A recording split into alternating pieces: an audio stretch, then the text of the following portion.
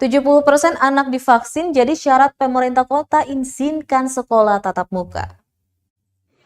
Pemerintah Kota Ambon akan mengizinkan proses pembelajaran tatap muka atau PTM bila vaksinasi anak telah mencapai 70% dari target. Wali Kota Ambon Richard Lahena Pesi di Balai Kota Ambon, Kamis 26 Agustus 2021 menegaskan hal tersebut.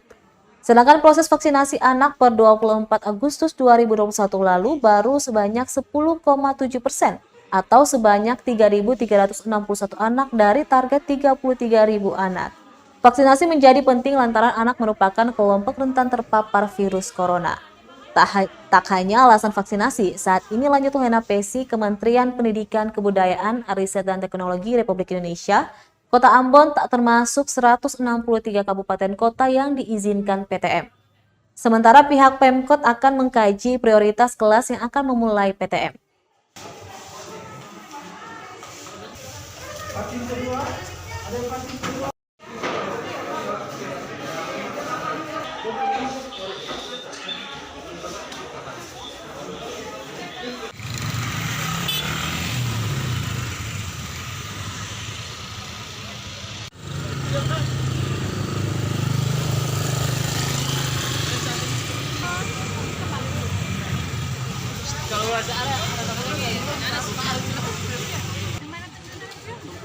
Kita ambil kebijakan untuk offline.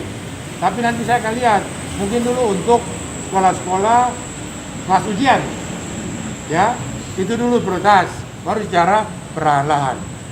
Ya, jangan kita euforia, tahu dia bisa berdampak kepada masyarakat. Betul. Kalau ada kebijakan dari Kementerian 163 kabupaten kota yang sudah bisa offline, ya. Nah, Ambon belum termasuk, Maluku ini belum termasuk. Ya, Maluku ini Ambon belum termasuk.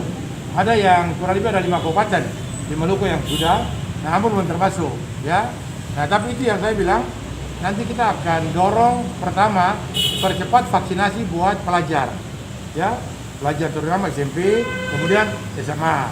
Nah, untuk itu saya betul-betul minta dukungan dari para orang tua murid untuk memberikan surat keterangan tidak berkeberatan untuk anak-anaknya divaksin. Terima kasih sudah nonton. Jangan lupa like, subscribe, dan share ya.